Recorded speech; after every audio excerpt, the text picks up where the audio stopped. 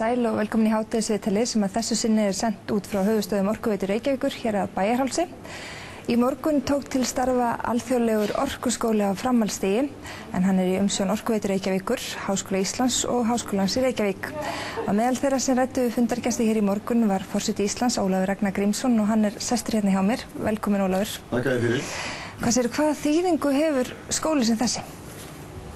Mér finnst þetta að vera mjög merkilegur áfangi, ekki bara fyrir okkur Íslendinga, heldur líka fyrir veröldina, vegna þess að okkur hefur tekist þessari litlu þjóð að ná í fremstu röð á sviði þekkingar og vísinda og framkvæmda í orkumálum, sérstaklega í jarðhitanum.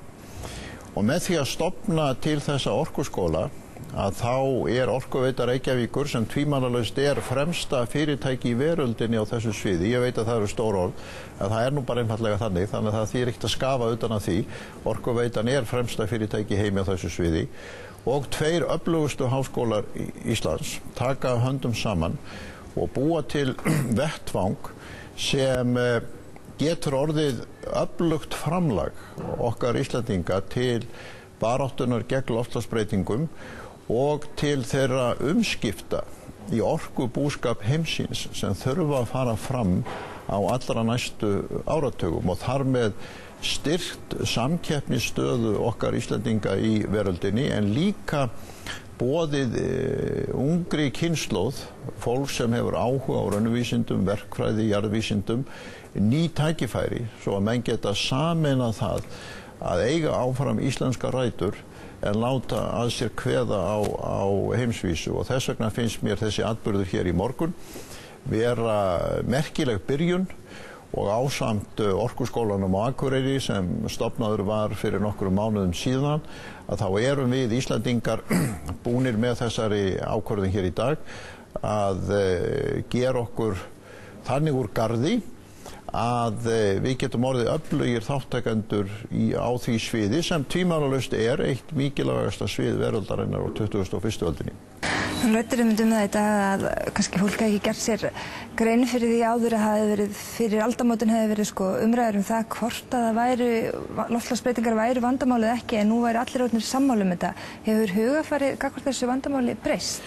Já, það hefur auðvitað tekið grundvallar breytingum á síðustu 1 til 2 árum og megin ástæðan að vísindasamfélagið í veröldinni hefur komist að þeirri niðurstöðu að loftslagsbreytingarnar eru af mannavöldum og í kjölfarið á þeim getur orðið slík umturnun á lífsskilyrðum og efnahagslífi veraldarinnar að afleiðingarnar verða verri heldur en afleiðingar beggja heimsstyrjaldanna og heimskreppunar miklu á síðustu öld til samans. Þetta eru einhverjir einstaklingar hingað og þangað sem segja nei, þetta nú ekkert að gerast og við þurfum ekki að hafa neina áhyggjur af þessu.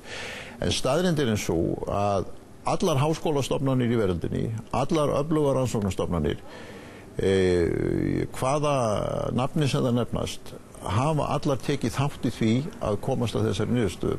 Og ástæðan fyrir því að Pachauri, formaður þessa samstarfsvettvang Sameinuðu þjóðanna vísindasamstarfsvettvangsins, fær Nóbelsverðlaunin eftir nokkra daga, að menn að viðurkenna framlag vísindasamfélagsins á þessu sviði. Og deilan núna, hún stendur ekki lengur um það hvort að loftslagsbreytingarnar séu að verða eða hvort að séu að mannavöldum. Hún stendur einfaldlega um það að ákveðin sveit vísindamanna segir við höfum 10 til 15 ár til þess að bregðast við og koma í veg fyrir þessa geigvænlegu þróun eða við höfum 25 til 35 ár. Það eiginlega deilan sem eftir.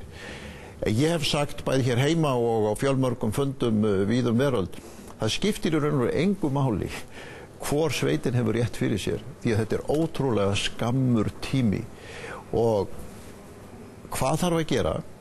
Það fyrst og fremst að breyta orkukerfunum í heiminum vegna þess að loftslagsbreytingarnar eru bara annað nafn á því hvaða afleiðingar orkunotkunin á síðustu 100 árum hefur haft í för með sér. Og þess vegna þetta samstarf háskólana og orkuveitunar og það sem við Íslendingar höfum að gera á þessu sviði orkumálum nánast alveg í brennidepli þess brýnasta sem veröldin þarf að glíma við á 21. öldinni vegna þess að grundvallar spurning 21. aldarinnar spurningin orkukerfi. Allt annað í raun og veru hjóm, því ef okkur tekst ekki að gjörbreyta þeim á allar næstu áratugum, þá verða afleiðingarnar fyrir fátækasta fólkið í veröldinni, fyrir þá milljarða sem búa við verst kjör, eða afleiðingarnar fyrir stórborgir heimsins eins og London og New York og Shanghai svo hrikalegar að það getur enginn í raun og veru í dag gert í hugalund hvað mun fylgja í kjörfallið á æviskeiði barna okkar og barnabarna. Heldur að sé verið að bregðast ná hratt við? Já, það hefur orðið gífurleg breyting á síðustu 12 til 18 mánuðum og við sjáum það bara hér Íslandingar að í áratugi reyndu alls konar stjórnvöld á Íslandi að fá aðila til samstarfs og sviði áliðnaðar, svo tökum bara það sem dæmi. Núna ásóknin í orkulindirnar hérna orðin svo mikil að vandi okkar að velja úr og ákveða hverju við eigum að hafna og hvað við eigum að samþykkja. Á sama hátt hefur nú hafist kapphlaup víða veröld og það eru stjórnvöld og fyrirtæki, borgir og byggðarlög sem taka þátt í því. Þar sem allir að leitast við að breyta orkunýtingunni hjá sér, finna aðgang að hreinum orkulindum, koma á orkusparnaði og öðrum slíkum breytingum, breyta orkukerfi heimila, fyrirtækja, borga og hverfa og byggða. Og menn spyrja hvar að finna þekkingu, hvar að finna reynslu, hvar að finna ráð sem við getum nýtt okkur.